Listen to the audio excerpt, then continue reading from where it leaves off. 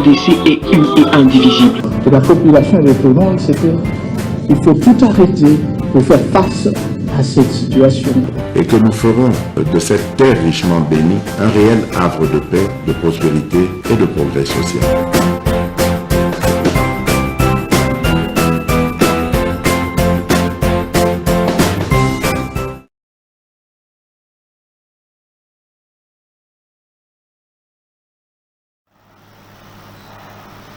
Bozolande Mkabez officiel partout à travers le monde. Merci na confiance, paix, fidélité. Bozopesa chaîne na biso. Bozaliko pesa biso confiance. Merci. Na bande nyonso bazaliko croire que Mkabez officiel les allés miroir. Il y a Kishasa, MKBZ officiel, les alliés miroirs, il y a Lubumbashi, mais MKBZ officiel, les alliés chaîne Nabino, Batata Bamama Bandeko, Oyoboponi, Pobozala informé. Merci, Tokolemba Bikolonion sauté contre vent et marée, malgré Mboton Dengue Zala Kakaka Metozo Zonga Semate, tout ça déterminé pour t'informer. Bino, continuez toujours à partager, puis liker nos émissions, vous ne serez jamais desi toko beta masolo nini bande konangai toko obeta masolo oyo etali dossier moko très sensible batu mingi balobi sur famille à Tshisekedi. Il y a beaucoup de choses pour les Obama. Est-ce que famille Tshisekedi se comporte comme famille Kabila bazali koloba makambo est-ce que bazana fondement après avoir causé un message nabino ebele na babilo ko moko bandaki koloba dans cette émission beaucoup découvrir réalité ya makambo oyo bino bo bandaki koloba mais biso tokotikala sembo tout droit dans nos bottes la vérité. Rien que la vérité, les archives na ba élément tokozala na yango et ko permettre bino pour boyeba Corneille Nanga azali susu na Congo te Nanga Corneille Kabila atinda qui il a dit des choses et à la fin azali susu te Nanga a s'exiler donc azali quelque part donc selon Jeune Afrique l'ancien président de la CENI Corneille Nanga s'est exilé. Donc, pourquoi s'exiler? Bozoba, makambo ya Sony, ya komona moto oyo na ba fonction a occupaki na mboka, azalaki teni na ba droit de réserve, quelqu'un qui s'est enrichi.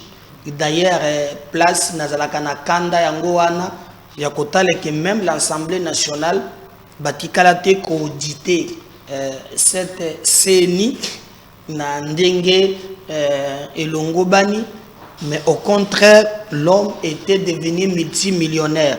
D'ailleurs si vous regardez azana babilange belé ya bakakao afingi kutuna Patrick Mouyaya lobi Mouyaya zanan, c'est quelqu'un qui dit des choses dont il ne maîtrise pas. Yé makambo lobi ya Kagame azana ba élément.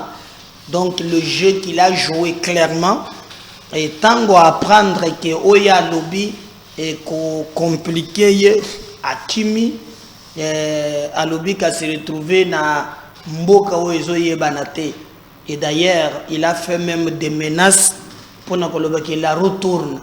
On n'est pas fort tous les jours, c'est-à-dire quoi bango bazali ko se préparer pour baya pe ba fort ils allaient les camboya passi.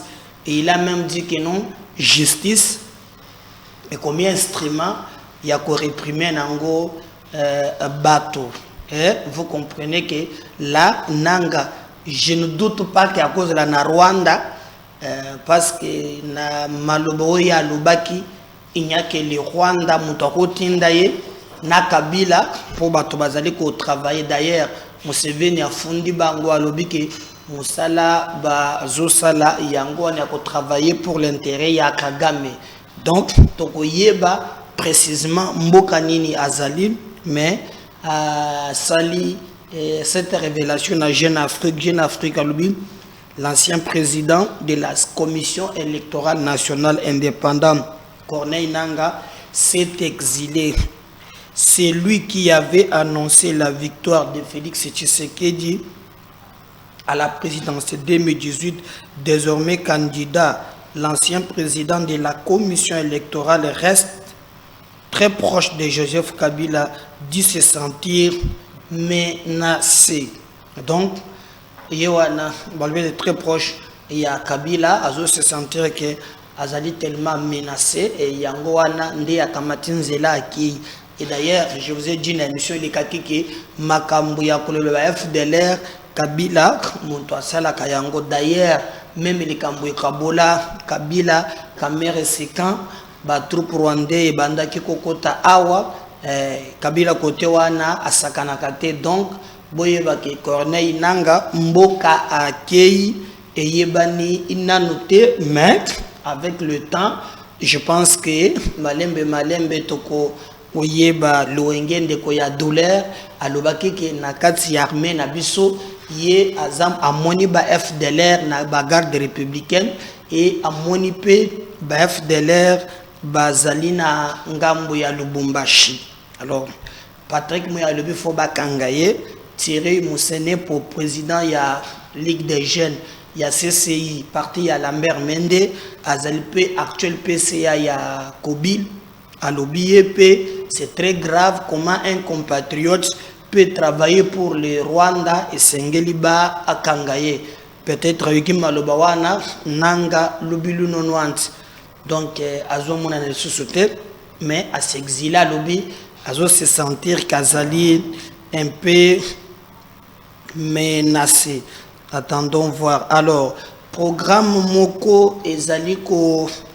Le programme de développement local de 145 territoires avec environ au moins 4000 ouvrages déjà prêts. Les comités de pilotage présidés par le Premier ministre Jean-Michel Samalukonde notent une évolution positive du projet sur le terrain. Les comités de pilotage stratégique du programme de développement local de 145 territoires s'est réuni ce jeudi 17 août dans la soirée autour du Premier ministre Jean-Michel Samalukonde Kenge à l'hôtel du gouvernement. Cette réunion du comité de pilotage avait comme question majeure l'évaluation de la mise en œuvre de ce programme phare du président Félix Tshisekedi Tshilombo. C'est depuis ces dernières réunions après le lancement effectif de différents travaux sur le territoire national. Alors, voilà, au moins, s'exprimant à la presse, le porte-parole du gouvernement confirme qu'il y a déjà plus de 300 à 400 ouvrages déjà prêts. Bon, débat et c'est même tout autour, il y a 145 territoires, en tout cas, Zali Kukanisake, Makambo et Kozala, très bien. Alors, Moutoumoko peut abîmer à Zali Kolobaki, Nani Shadari Ramazani a échoué au PPRD, tout le monde est parti. Donc, Zamalobaya, Kokonyang Joseph, Boyoka Peye Kala, Pire Moutunangai, professeur na Japon. Donc, il regrette à l'obi à Tabe Chouaka, mais Kokonyangi. À l'obbi, Shadari, tout le monde est parti à cause de Shadari. Il a échoué. Il a vraiment échoué. Alors, tous allez continuer, à part Bayezak Kabakaba, une autre bande a kidnappé, arrêté, na Goma, na service de sécurité. Je crois que tu la binopé, donc, vidéo na bango. Il y a Kaba sugo ya niveau ya Goma. Big boy ya Goma pe bazali. Donc mboka oyo esengeli vraiment to bundisa oyo ebenge criminalité. Donc kangaki bango je crois le temps que baluke la bino boko mona bango. Alors voilà un peu quelques grandes lignes.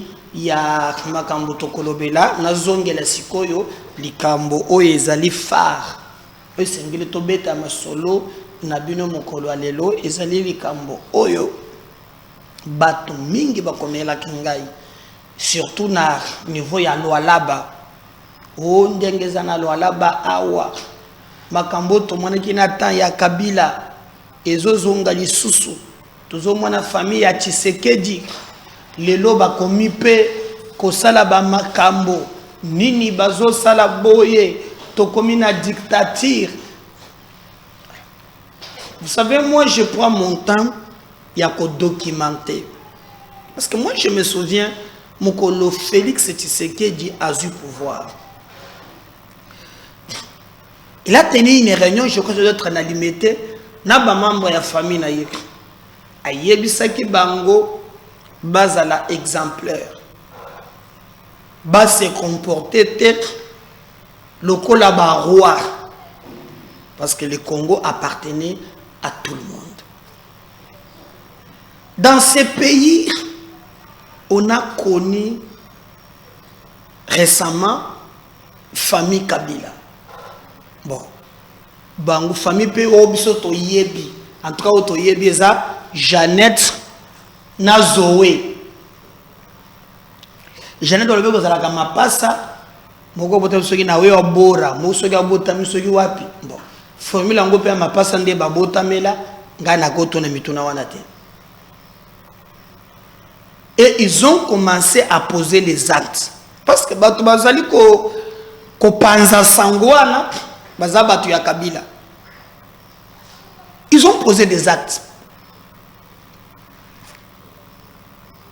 Toké na matadi par exemple. Boko mona ke ezana port. Je to chaile mawana mokolo mogobo mona na kasusute na ba elema leki ebele port ya Matadi. Il y a un port privé, il y a Zoé. Et ce qui a fait quand même que na Matadi, la recette y a l'État est diminuée pour Nanine parce que Zoé, bazape na ba port na bango. Ozui na ba société nyons. Bolanda ki banquette ya IGFA bango. Mais le plus grave, ezali banquette oyo salamaki awa o ba journaliste babimisaki ndengeni ni balongolaki mbongo na banque centrale ekei na BJF bank wana mafia moko organisé. On a cité un cousin ya Kabila azalaki pe na kati lelo bazulinga balaki sabat nyons couleur wana. Est-ce que famille ya Tshisekedi bazali plongé province phare au bango balobeli ezali province na Lualaba pa ya Fifi Masuka. Alors pour nani balobi wo bandeko ya président bakomi ko botela même na bato bandako ya même na endroit bango babenga ngo soki Fachi City soki Fachi City nde bazobenga e yana basoda moko bazawana bazobotola ka bato ba mapango o bato babima ezali nini ya Fachi. Donc tozongi na ba méthode to décriaki ke babotola ka biloko ya bato. Eza vrai na bandi ko enquêter. Dieu merci. To betaki li solo. J'ai vu maintenant, je crois, l'aîné ya famille, notre grand frère Nabango. Aye, Akiti, Nandenge ya Lualaba. Akiti même, na Situana. Je crois qu'on peut nous balancer cet élément. Akiti même, na Situana, beaucoup moins na Situana. Nos commentaires, le temps que na Sengango na Mubimba. Akiti. Nakuta yana ba paisible citoyen. Bato oyo. Voilà, je crois que beaucoup moins bazo fongela muto azo kitawani ezali be, je crois les grands frères. Ya na bango je crois ya liboso. Peu komi makambo ya bazolo bakeno bazali ko botol cité wana yango balobeki bato nyonso na babima o batekela ngo famille Tshisekedi lukuta to lukuta terre et puis babandi ko panza sangwana déjà raconte beaucoup de choses et d'ailleurs na sepeli na ndenge amiel parce que eza kombo ya famille etangami les mêmes pratiques autres est-ce que eza vrai ici eza ka makambo ya kolobate mais eza pe makambo ya kobongisa kotala ndenge nini bakotambwisa makambo. Est-ce que c'est vrai? Est-ce que famille a botoli bandako? Ou bien c'est juste manipulation? Vous comprendrez que bolandakate ba déclaration tapageuse na bato oyo bazali en manque de positionnement. Pour moi, le mal restera le mal. Côté Nyons et Kouta, moi je combattrai Bizaleli Yamabe. Mais ce que j'aime pas aussi, Izali, makambo ya kokosela ka bato makambo. Wana ndet nazo boya makambo ya kokosela ka bato makambo. Je préfère ngai makambo eleka ndenge longo bani afin que vérité éclater na moi. Tokoki ko lingate quelque chose et son contraire. Donc tomi mobiliser lokola moto moko pour na kobonde la vérité. Donc je peux vous dire sans mâcher les mots que dossier au boyoki, mais je n'encourage pas. D'ailleurs, et sengeli famille à président bazela ba exemplaire. Libotana, il faut prêcher par l'exemple. Parce que la charité bien ordonnée commence par soi-même. Et nous demandons biloko wana ezalate. Mais batuba ya pété koko c'est la batu. C'est comme ngazalaki na ndeko moko azolo bananga ndeko nangai. Ngasala ka politique na mwasi nangai. To mobilisaka na ye to salaka tout. Wala ce azolo ka aloka moyen pour justifier. Mais tant que kaka, moi c'est mon famille na ye. Comme si quelqu'un de ma famille a une malédiction, a droit de profiter. Na ba avantage. Ce qui est légal, ce qui est magouité, ce qui est non, il n'est pas un Congolais de moins. Mais utiliser les relations pour nous flouer ba Congolais, ça je m'oppose. Je me poserai pour toujours. Alors, comme TV Ezali Radiotech, je vais vous laisser suivre le grand frère. Il y a président de la République, il y a Libotana, il y a Nabango Aliboso, na situation bazotanga kombo ya famille Tshisekedi mikolo nyonso na loalaba na makambo ya mapangu na banini azo c'est la précision ça j'aime et t'as la exclusivité na biso. Si je parle le même langage na Dondi, Moutouazali na machine, il va nous balancer cet élément, Tolanda Nabino en intégralité, et nous allons revenir pour continuer avec notre émission.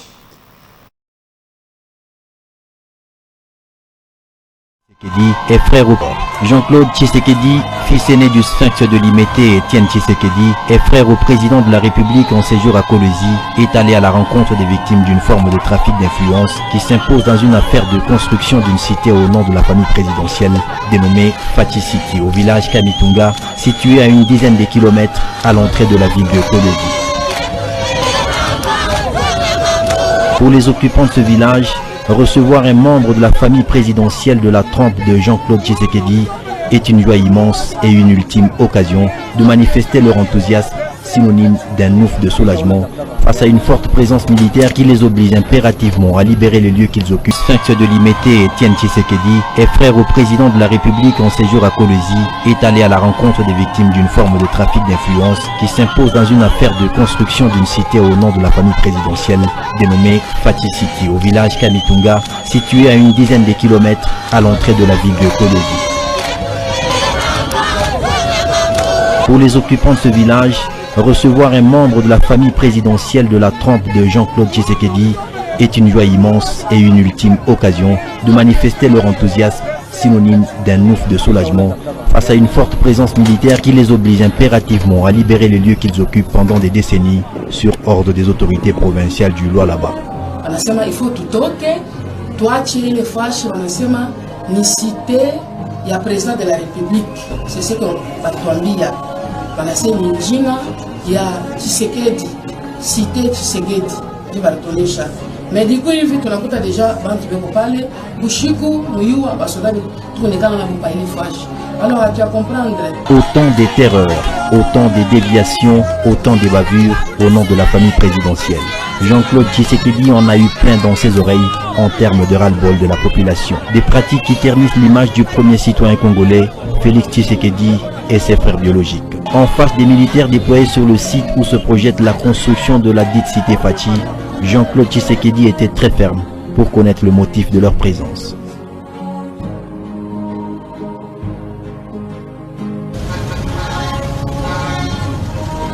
Il s'est aussi entretenu avec le chef du village pour connaître le contour de ce projet qui violerait les droits des autochtones. À l'issue des échanges, le frère aîné au président de la République déplore que les intérêts personnels priment sur l'intérêt général, contrairement aux motifs évoqués pour déguerpir forcément les occupants du village Kamitunga sur le site du projet Fati City. Et face à cela, la population n'a pas donné sa langue au chat. On souffre trop, biso tozaba civil, na bandango na biso tozotonga, ba chef nyonso bayebi, mais to surtout ki bato ya auditorat militaire. Ne ba tinel biso ba invitation. Biso tozaba civil. Jean-Claude Tshisekedi, fils. Voilà, je crois que Wana Bolandi, Boyoki, réaction, donc fini les débats. Bisika Wana, contrairement Nandenge, Bazolo Belaka, famille Tshisekedi, Bozui réponse, ce n'est pas le cas. Oyo Bazolo Bazana Baso Basmate, Enena Bangoye Wana, Akiti Wana. Donc, il faut clore ces débats. Et ça n'a pas trafic d'influence. Il y a Bouzoba, Batumusoba utilise Kapona Kobangi Saba Congolais. Mais moi je pense que ce n'est pas très bien. Et il faut battre Douanezala. Et puis justice, état la Kabilongina appartenance, topé na mabutate. Poto Tonga Congo, faut que la justice, il y a solo. Pambate yango mototombo la Kamboka. Ozala ndeko ya, ozala moninga ya. Mais Mansoma leka très bien. Pour dire misala et qu'il est correctement et nous devons nous battre vraiment pour dire mboka na biso etambola ndenge et longo obani mais na ba bisito wana soki ezali bongo te alors ba soldat wana bazalaki balongwa peut-être qu'il y a quelqu'un qui a utilisé ma méthode ya lukuta pour balongo la bato na ba droit na bango en tout cas to sengi que Babima maintenant, batikela ba Congolais, ba occupé bisika na bango. Ezali passe que bato ba mi pesa ka ba avantage ono ya mabota ou bien ya ba relation ezamabe. Mais oyope koko c'est la kapé bato makambo po baza bandeko ya président ezamala moté. Au contraire, bandeko pe ya président dans un pays où diabolisation et un mode de vie bayebake sikanini bakoki kotia lokolo pour bapesa te ba ennemi o balukaka notre président mais qui est aussi leur frère pour être batouana bazwa occasion ya ko salaye mabe et le Congo appartient à tout le monde. Le Congo n'est pas un bien privé, il y a les Botamoko et za Congo ya biso nyonso, mais les cas sous examen ezali makambo ya lokuta liboto ya président de la République babotoli ndako ya moto te. Alors vous m'avez posé la question sur Maïmatali autopsie. Il y a Chéribin Okende. D'ailleurs, Claudel Lubaya a Mitouni Moutouna, mais après un mois, qu'est-ce qui reste encore pour te toyeba nini babomeli Chéribin Okende banani ba assassiné autopsie et lobby nini parce que balobaki ke salamaki na miso ya bato nyonso surtout que les bottes ezalaki associé alors ba député bato ebele ba komi tuna bayeba suite ya liwa ya Chéribin Okende. Et d'ailleurs bomonaki que les catombistes ont multiplié leur façon de communiquer ces derniers temps. Bazali ko kolobaloba sir yango natali sakibino comment à tous les niveaux communication na bango ezali ko tambola et biso en tout cas ça nous engage peu parce que manyo so bango balobi ezali soso clarté mais maintenant tozela bato balobela yango ndeko moko azali président il y a Ligue des jeunes il y a PPRD yepe ba tuniye mutuna pourquoi babomi Chéribin Okende qui était un pacifiste. Quelle est la suite jusqu'aujourd'hui? Il y a autopsie na Maïmatali Chéribin Okende. Alors na yoki réponse oyo ndeko apesi kombonaye Jean-Thierry Mousse Nepo na lebi azamutu ya mende lelo au moins il bénéficie de l'ordonnance présidentielle comme PCA ya Kobil et yepe apesi moi résultat les éléments oya zanango à ce qui concerne mayabalobi ya autopsie il y a Chéribin Okende contrairement na bato mususu balobaki que babeta qui est comme ba Molière et les autres yazali ko pesa ndenge mususu ya ko oloba. Alors TVza radio te tolanda Jean-Thierry Mousse Nepo makambo alobela ki sur liwa ya ndeko na biso Chéribin Okende et on va revenir juste après. Autour peut-être Soka Yamboto si ça peut na Mambutali Jean-Thierry Ngobila na Godin Poyi ezali likambotali Chéribin Okende. Oui. Parce que azali moko ya ressortissant ya ngambo ya bino na banzi ke bozali communauté bozali touché na perte ya moko ya bino pe ba kongomani nyonso ba kolela. Mais eko ça passe. Ezali libota politique, ezali bandeko nyonso ba kotala na o ko libota kombote Moïse Katumbi ou parce que ba porte-parole na yende ba bomie. Lelo résultat qui était quoi banate ba expert di banda bayaki ba kusana misala na ba o akati ba musu ba wele di susu kusala ba conférence de presse ko lo ba été Chéribin ba betaki masasi pendant que autopsie na le sale makité ba ngi ba désorienté. Alors bref moi na mboka Jean-Thierry Mousse Nepo est-ce que bitumbo ya régime moyo na veille à l'élection pour otika da mikolo otika ni na 3 mois bokinde kopema pour être mandat mosusu moto mosusu azo ebonga pour être gérer mabe lelo to komona yango heureusement Flavien porte parole la population te toute la population tu vois comment motuna na yo ya population alors motuna na moi mona mo ka Jean-Thierry Mousse Nepo tokoki koloba ete régime oyo ko nyokola ba opposant régime oyo komi ko bomba ba opposant régime oyo komi ko nyonga ba opposant kolandisama na oyo toyi koleka na Mike Mukebai pona koloba Salomon Kadela oyo bakenda na ye lelo bakomi basoma ba mondo kité akosamba na makambo mosusu jama kabundu pe kuna akosenga liberté pour ba kopesa kate to komona nyonso et puis to yo kipe lisusu ete la kindu ba commenter complot pour te ba koso la sikoyo mona mboka Salomon Kadela makambo mosusu po ya minduki esingiti po matata loba kité eki minduki ya garde corps na ngai na sila na l'état qui déjà dans bungaki bozangelo ko kosala. Bref régime Tshisekedi bolingi ko nyonga ba opposant ko le quand même temps Kabila pour nani ya liboso de Flavien liwa Chéribin zali pasi pona biso nyonso. D'abord aza moninga na ngai ya bandakala bana na biso baebani na ebité pasi nyinyo yo bana wana bazana ngona ngonga oyo même moi na nga moi si soka kanisi likambo wana etangisaka epinzoli. kasi na banza pona makambo etali enquête esengeli tozela résultat ya enquête ndenge ekosalama soki tolobi tobandozela kolanda baspéculation ekosimba te eloko ezali ya kosepela ezali décision ya mokonzi ya mboka oyo ete abetaki maboko na ye na mesa mpo aloba ete esengeli bakanga bazwa mpe toyeba nani aza na nsima liwa Cherubin mpe gouvernement na biso epesi nzela mpo ete baservice mosusu ya bamboka bapaya oyo bazali na police scientifique oyo bazali plus outillé ke biso baya kosalisa biso mpo tozwa bato wana na banza régime oyo ezali na ntina ya bosembo esalaka bongo te régime oyo eza kofungola mpenza baekuke mpo ete bato nyonso baya kotia mayele mpona koyeba nani asali mabe wana ezali régime oyo eza kolinga bosembo kasi otuni ngai yano soki régime na biso eza mpona konyokola baopposant nga na koyebisa yo boye ndeko Flavien ka Salomon Skadela tozwa ngona nga na koyebisa yo boye nga na kotanga moto mais na koyebisa yo kasi nga na koyebisa yo eloko moko Martin Fayulu aza opposant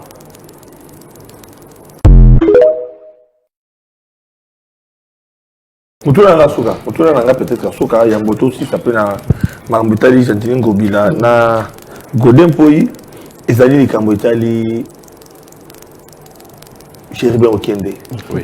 Parce que azali moko ya ressortissant ya ngambo ya bino na banzi ke bozali communauté bozali touché na perte ya moko ya bino pe ba kongoma nyoso ba kolela. Mais eko ça passe. Ezala libota politique, ezala bandeko nyoso ba kotala na o ko ngotanga kombote Moïse Katumbi ou parce que ba porte-parole na ende ba bomie. Lelo résultat qui était ko banate. Ba expert a dibanda bayaki. Ba kosa misala na ba oya kati ba musu ba wele susu kosala ba conférence de presse ko lo ba ete Cherubin ba betaki masasi pendant que autopsie na le stade makite ba ngi ba désorienté. Alors bref mon mboka Jean-Thierry Mosenepo est-ce que bitumbo ya régime moyo na veille ya élection pour botika na mikolo botikani na 3 mois bokinde kopema pour ete mandat mosusu moto mosusu azwa ebonga pour ete bogérer mabe. Heureusement, Flavien, la porte-parole la population. Toute la population. Tu vois comment? Moutuna na yo la population. Alors, Moutuna na yo moi na occasion tirer mon cérépo. Tokoki koloba ete régime oyo ko nyokola ba opposant. Régime oyo komi ko bomba ba opposant. Régime oyo komi ko nyonga ba opposant. Kolandisama na oyo toki koleka na make mukebai pona koloba Salomon Skadela oyo. Voilà, je crois que ameki kopesa oyo ezali point de vue na ye gouverneur militaire azo regretté na maloba États-Unis zali ko sala pona kopesa makasi na Kagame. En tout cas, je vais vous laisser suivre un peu makamboye à lobby après tokozwa ou les porte-parole et armée tokozwa peu gouverneur militaire juste après. On suit ça. Nous avons une politique. Les Américains sont en train de repercuter la propagande rwandaise qui constitue un prétexte pour justifier l'agression. Guerre. Le FDLR de 94, ils ont l'âge du président Kagame, et donc ils ne constituent pas une menace sérieuse pour le Rwanda.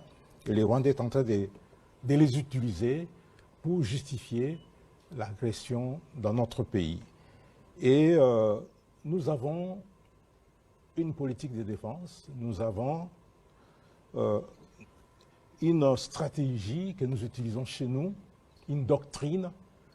Nous ne servons pas de base arrière aux groupes armés ou aux forces qui doivent déstabiliser les voisins. Et on ne l'a jamais fait. Et on ne le fera jamais parce que ce n'est pas notre doctrine. Par contre, ce sont les voisins qui ont l'habitude de le faire et de venir nous agresser. En ce qui concerne la question qui m'a été adressée, les Américains sont en train de repercuter la propagande rwandaise qui constitue un prétexte pour justifier l'agression. Guerre. Le FDLR de 94, ils ont l'âge du président Kagame, et donc ils ne constituent pas une menace sérieuse pour le Rwanda. Et le Rwanda est en train de les utiliser pour justifier l'agression dans notre pays. Et nous avons une politique de défense, nous avons une stratégie que nous utilisons chez nous, une doctrine. Nous ne servons pas de base arrière aux groupes armés ou aux forces qui doivent déstabiliser les voisins. Et on ne l'a jamais fait et on ne le fera jamais parce que ce n'est pas notre doctrine. Par contre, ce sont les voisins qui ont l'habitude de le faire et de venir nous agresser.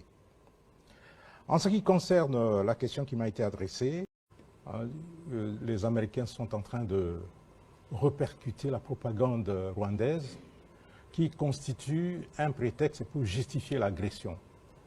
Guerre. Le FDLR de 94, ils ont l'âge... Voilà, je crois que le regret naïe, mais le gouverneur militaire, depuis que tout fait tout flamme. On va se séparer avec cet élément, le gouverneur militaire. N'oubliez pas de vous abonner, je reviendrai tout à l'heure dans le numéro. On se sépare avec cet élément. On suit ça. Pendant une méga tournée dans la partie nord de la province du Nord Kivu, le gouverneur de la province inspecte tout d'abord les troupes, échange ensuite avec les comités locaux de sécurité. Enfin, il visite les ouvrages construits par le gouvernement congolais dans le cadre du programme ambitieux du président de la RDC, son Excellence Félix-Antoine Tshisekedi, PDL 145T en sigle. Pour tout commencer, le chef de l'exécutif au Nord Kivu a célébré avec l'évêque du diocèse Butembo Béni son jubilé d'argent le 9 août 2023 à Butembo, louant les mérites d'un pasteur en temps de guerre. Vous n'avez cessé d'annoncer la bonne nouvelle, de dénoncer les mal et de renoncer à bien des choses comme tout prophète. Voilà pourquoi, à l'occasion du jubilé de votre sacre en qualité d'évêque du diocèse de Butembo Béni, j'implore les très hauts de vous conduire dans la sagesse et au chevet des fidèles pour que vous soyez aujourd'hui plus qu'hier cet instrument pour lequel Dieu libère son peuple des ténèbres. L'étape de terrain s'en est suivie. D'abord, le territoire de Lubero, un centre de santé et une école équipée dans chacune des chefferies, notamment Bassoa, Bamati, à la satisfaction des bénéficiaires qui sont la population.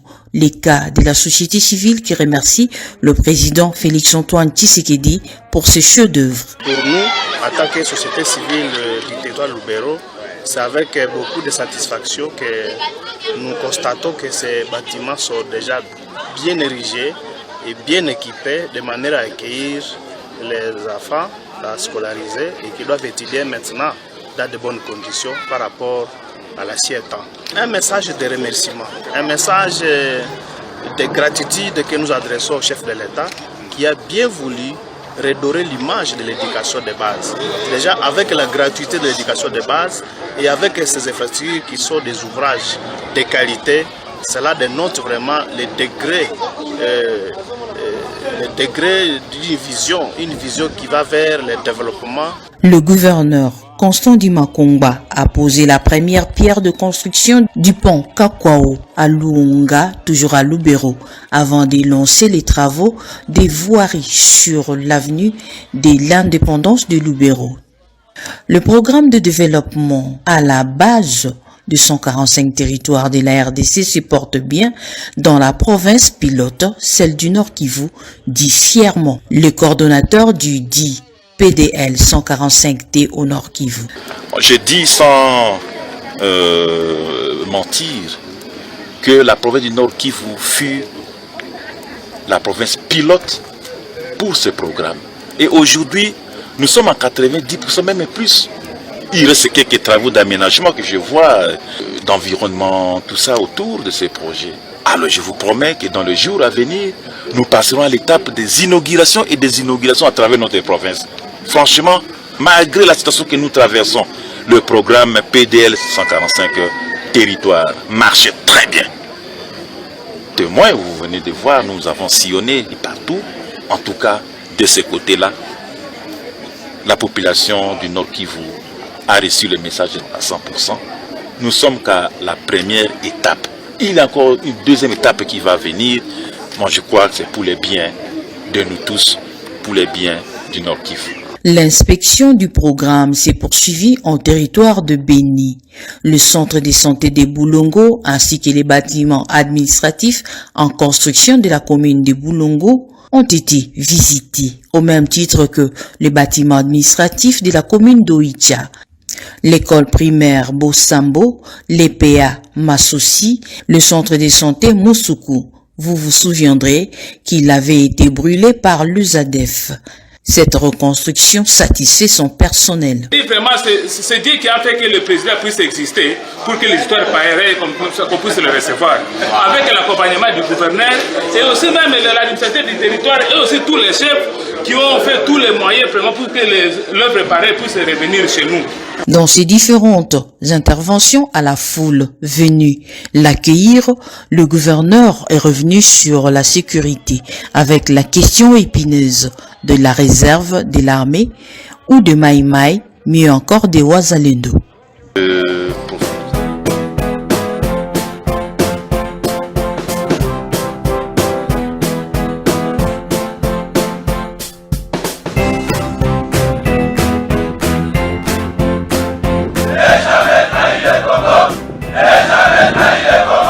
La RDC est une et indivisible. Et la population répondante, c'est qu'il faut tout arrêter pour faire face à cette situation. Et que nous ferons de cette terre richement bénie un réel havre de paix, de prospérité et de progrès social.